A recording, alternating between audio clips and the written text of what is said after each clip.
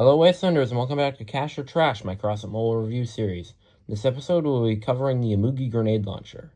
Starting out, 6 energy, it has 3800 durability and weighs 760 kilograms. Continuing to the perk, the projectiles auto-target enemy vehicles within a 12-meter radius around the grenades. So the grenades will fly through the air, and if a vehicle gets within a 12-meter radius, it will auto-target the grenade and pretty much aimbot towards that enemy. And if the full salvo hits an enemy, the active modules and cabin perk will be deactivated or EMP'd for 2 seconds. So it's an aimbot EMP grenade launcher.